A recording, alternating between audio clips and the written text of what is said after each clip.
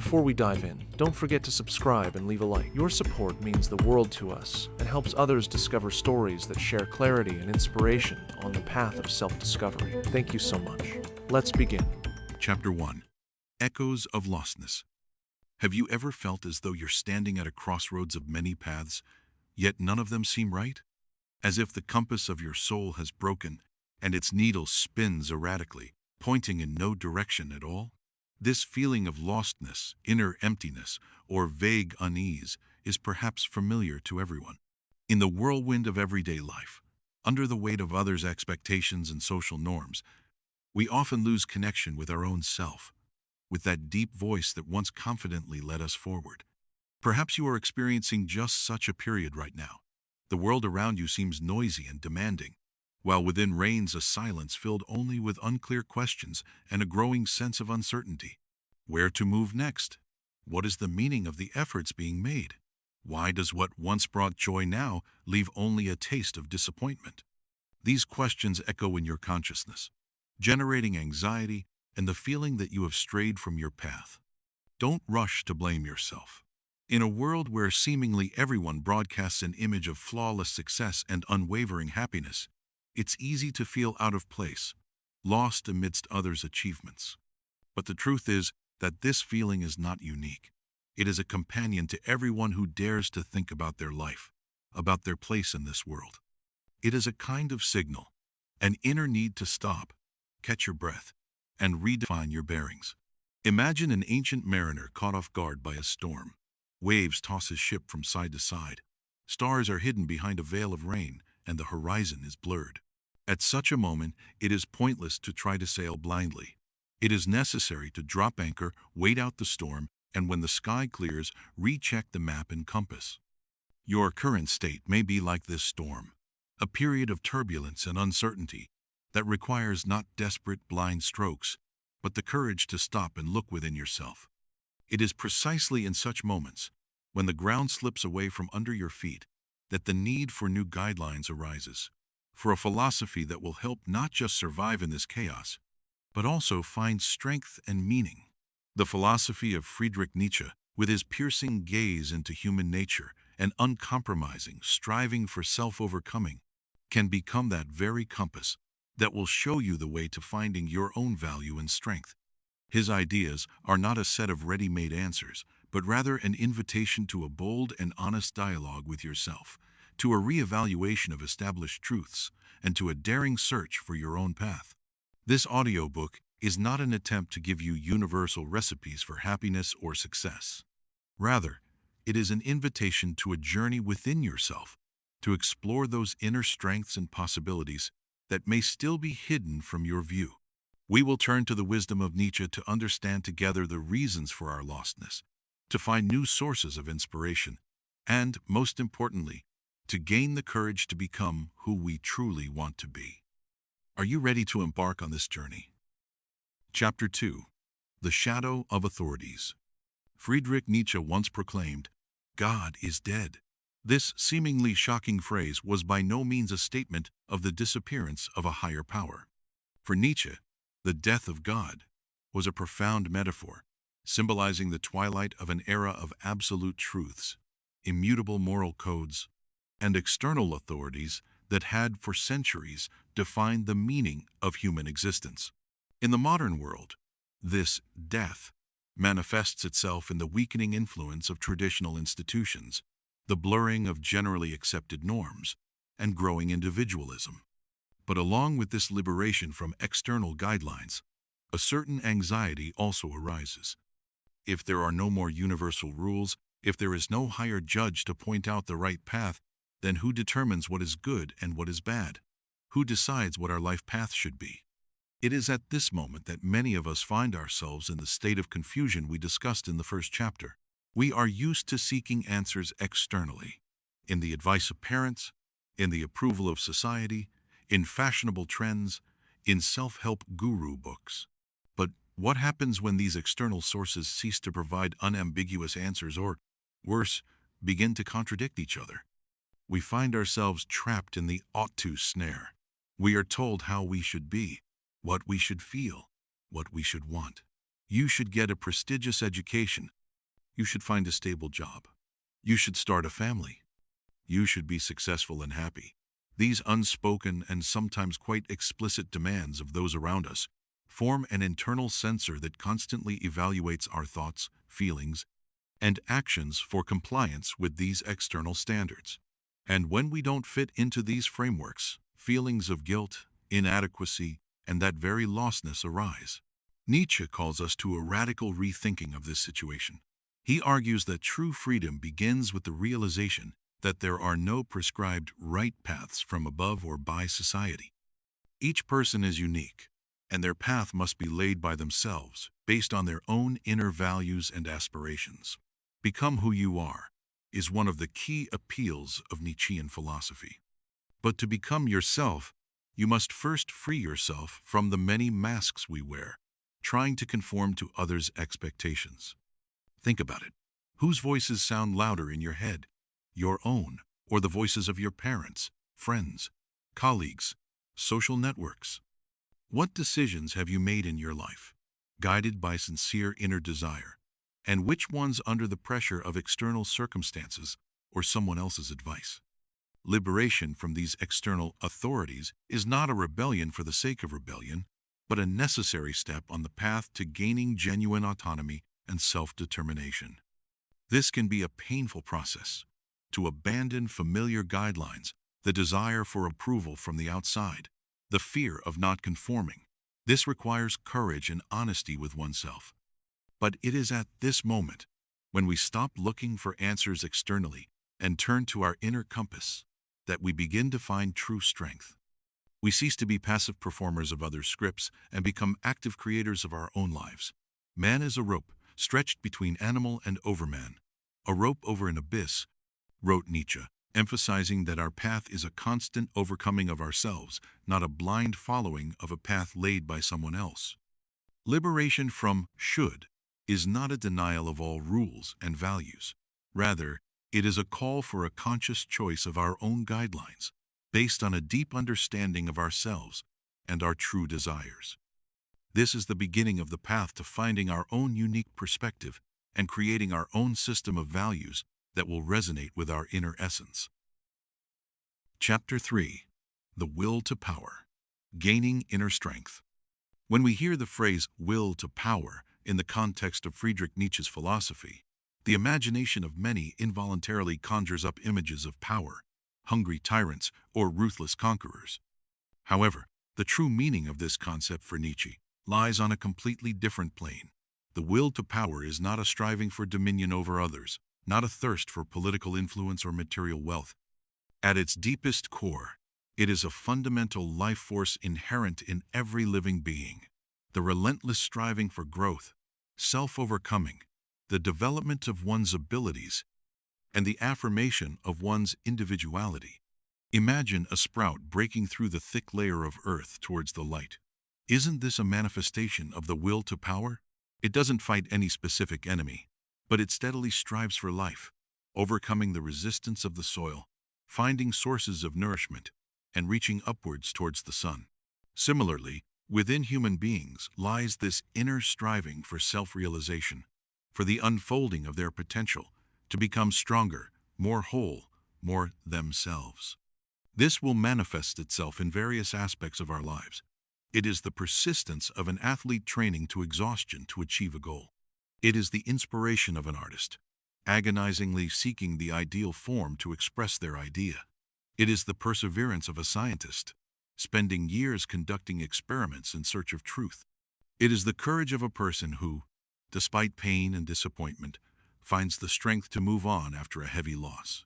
In all these cases, we see the manifestation of that very inner strength, that indomitable desire to live, grow, and assert one's value.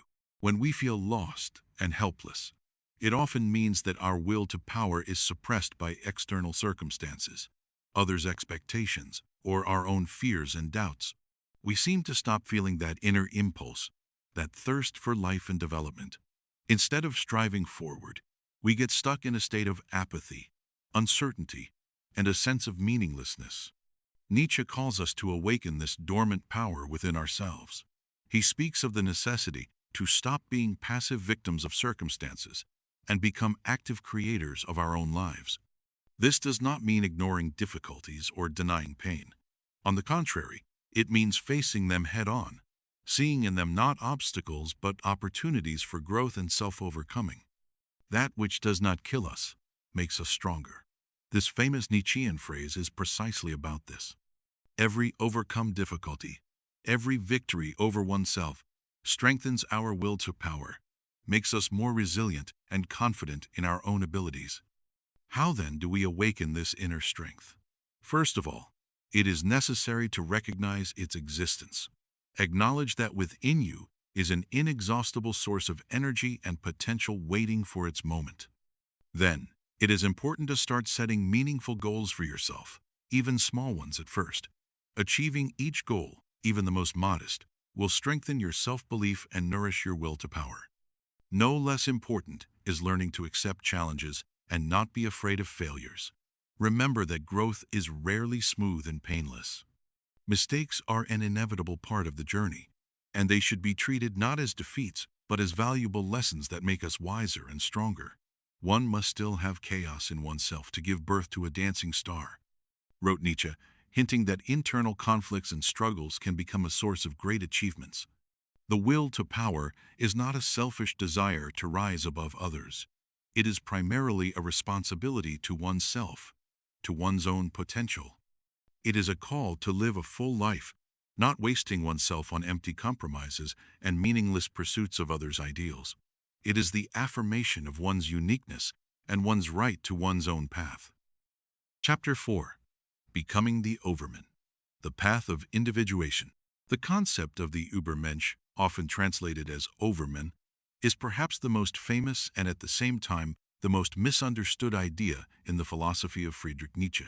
Many mistakenly perceive the Overman as some biologically or socially superior individual, possessing special privileges or power over others. However, for Nietzsche, the Overman is not a racial or class category, but rather a philosophical ideal, a symbol of humanity's boundless potential for self-overcoming, creative self-creation, and the affirmation of one's own freely chosen values.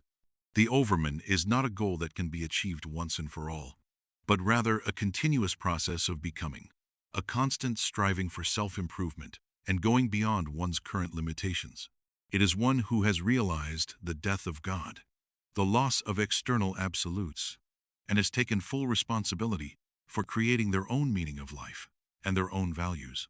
They do not seek support from the outside, but find it in their inner strength, in their will to power directed towards self-overcoming and creativity.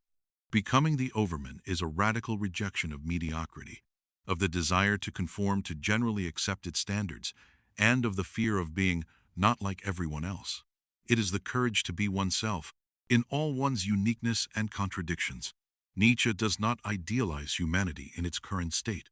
On the contrary, he sees in it only a rope stretched between animal and Overman, a transitional being, full of weaknesses and prejudices, but possessing the potential for great growth.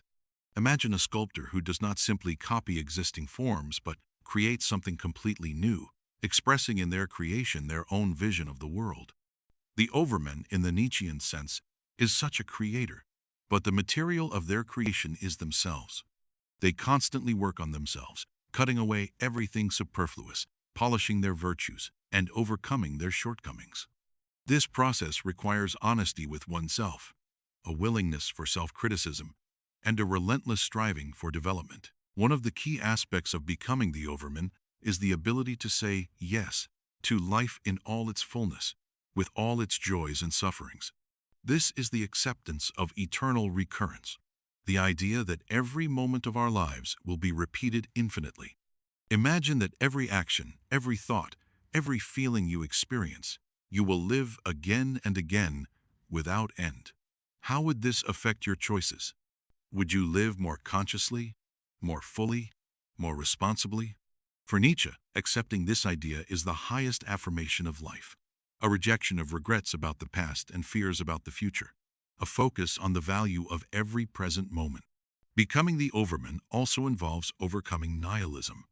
That state of spiritual emptiness and loss of meaning that arises after the realization of the death of God. Instead of falling into despair from the absence of ready-made answers, the Overman creates their own meanings, affirms their own values, and lives in accordance with them. They become the source of their own morality, no longer submitting to external dogmas and prescriptions. Man is something that shall be overcome, wrote Nietzsche. This does not mean that we should strive to become some ideal beings devoid of weaknesses.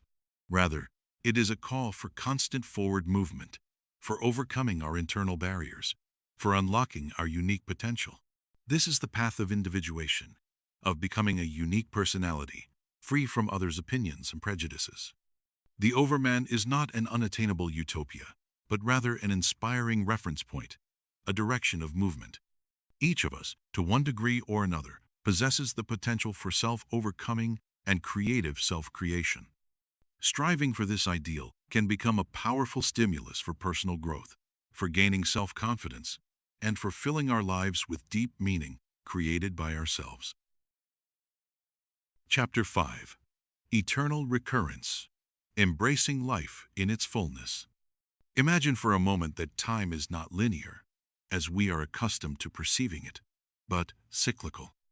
Imagine that every moment of your life, every joyful event, every painful experience, every thought, every feeling, will repeat itself again and again in exactly the same way it was. Not once, not 10 times, but an infinite number of times. This mesmerizing and at the same time terrifying idea, eternal recurrence, occupies a central place in the philosophy of Friedrich Nietzsche and is a powerful tool for rethinking our attitude towards life. Nietzsche invites us not just to ponder this possibility, but to conduct a kind of thought experiment.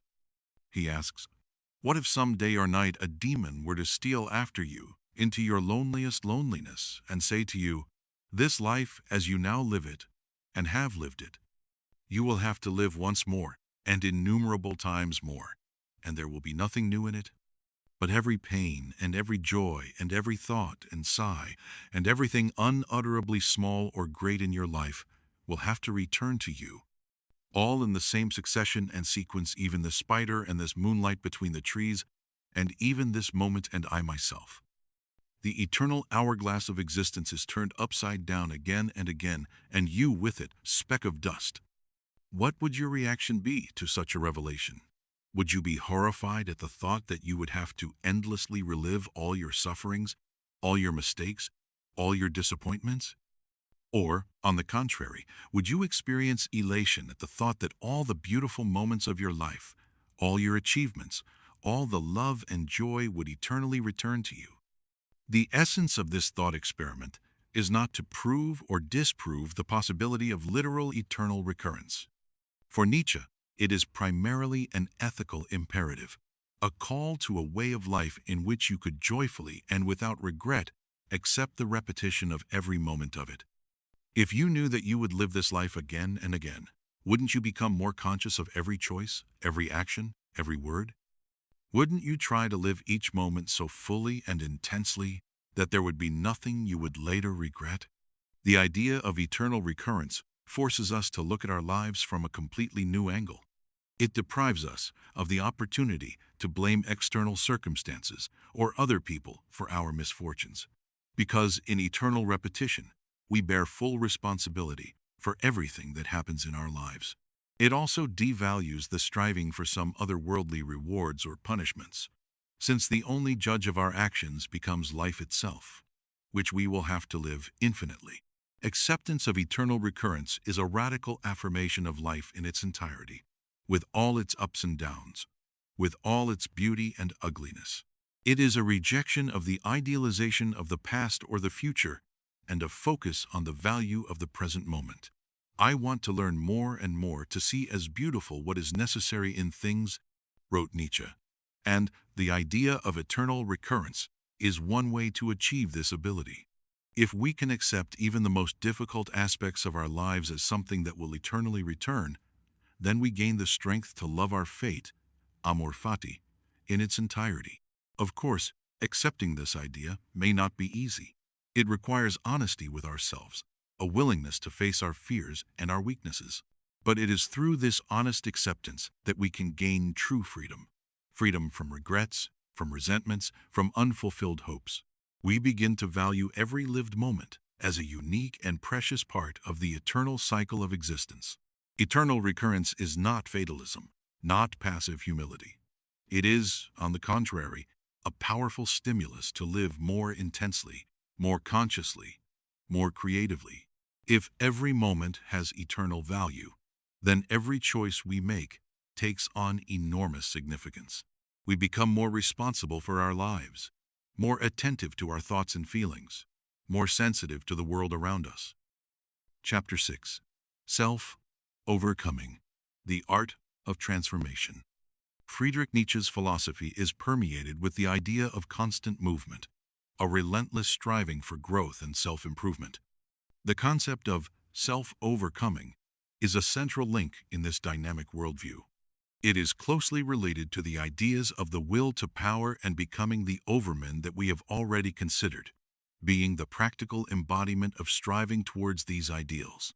Self-overcoming is not a one-time act, but a continuous process of transformation in which we consciously go beyond our habitual limitations, fears, and weaknesses, becoming stronger and more whole. Recall the metaphor of the rope stretched between the animal and the Overman. This rope symbolizes our current, imperfect nature and the potential that we can develop within ourselves. Self-overcoming is precisely the movement along this rope, step by step, with risk and tension, but with an unwavering striving for a higher stage of our development. This process begins with an honest look at ourselves, with the awareness of our weaknesses, fears, and those patterns of behavior that limit us.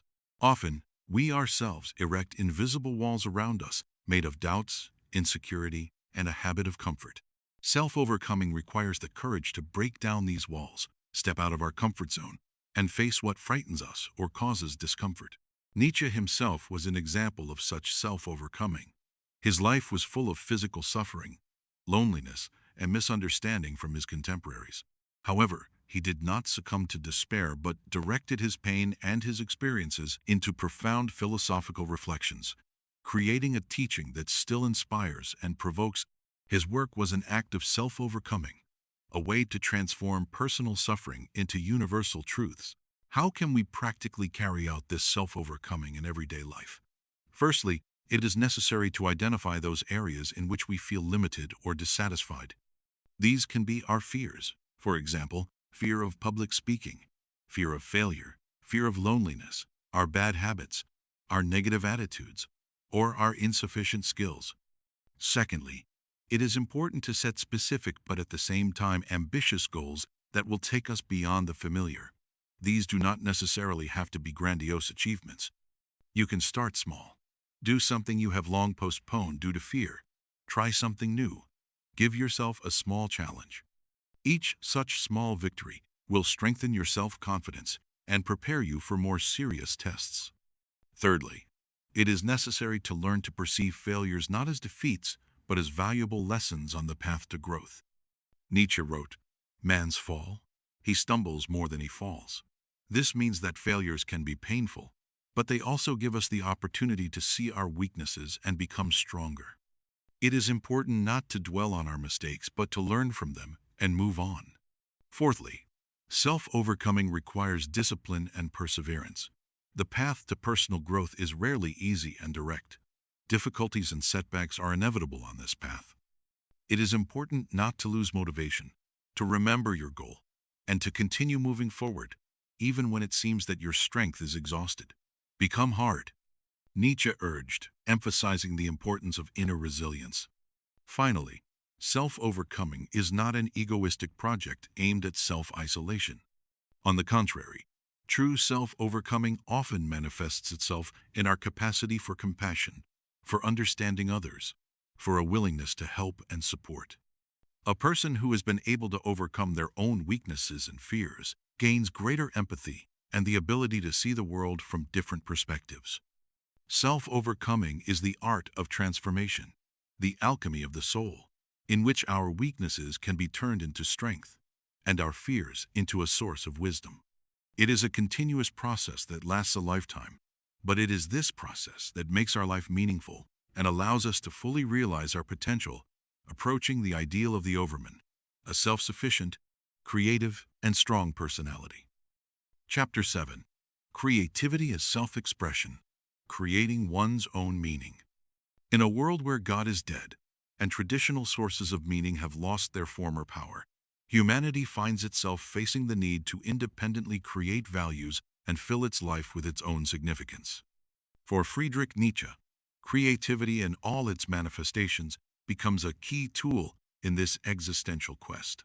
Creativity is not merely the prerogative of artists or musicians, but a fundamental need of the human spirit, a way of self-expression, of asserting one's uniqueness, and of creating one's own world of meanings.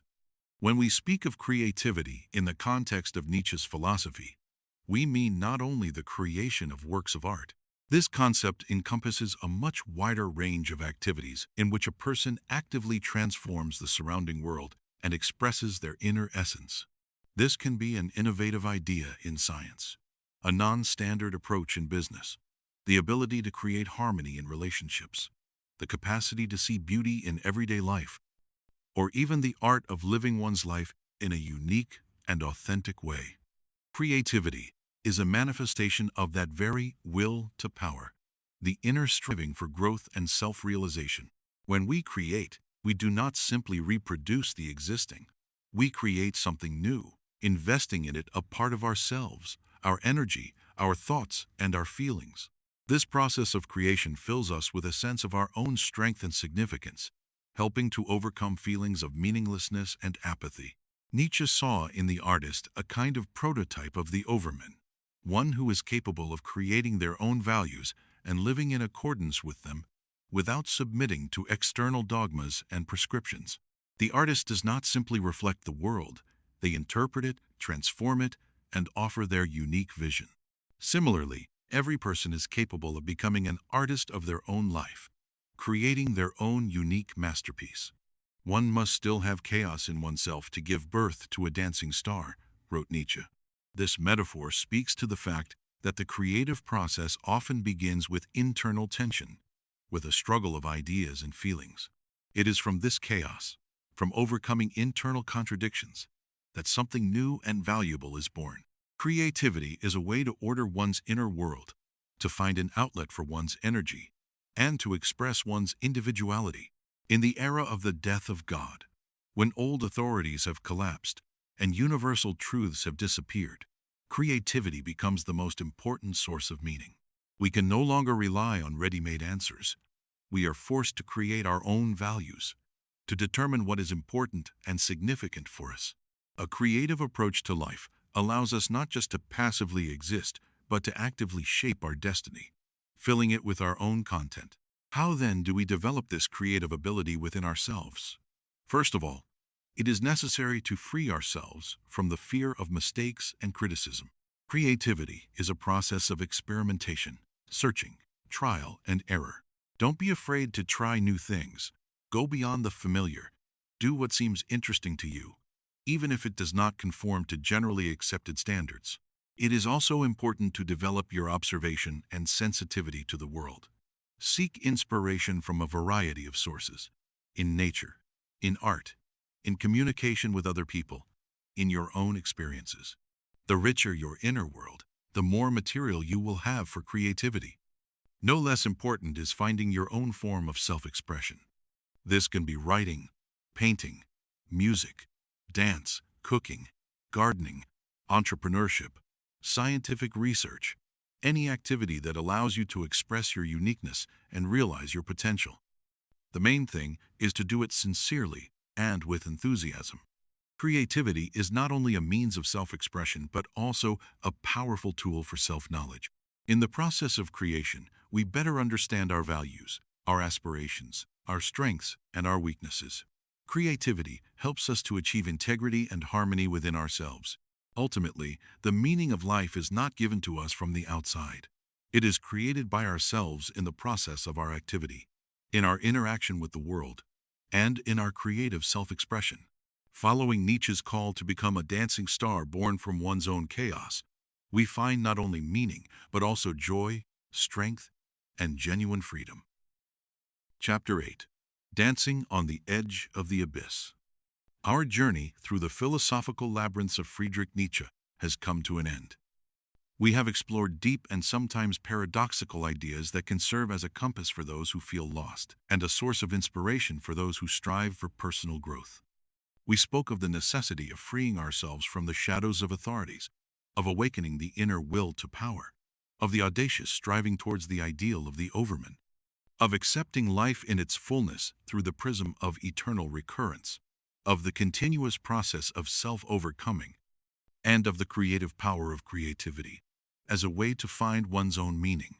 Perhaps some of these ideas seemed unfamiliar or even challenging to you. Nietzsche's philosophy is not a collection of comforting truths, but rather a provocation to deep reflection, a call to a bold rethinking of established views on life and on ourselves. It does not offer ready-made answers, but it equips us with the tools for independent searching, for creating our own system of values, and for forging our own unique path. We live in a world that often seems to lack solid ground beneath our feet, a world where old landmarks are crumbling and new ones have not yet formed.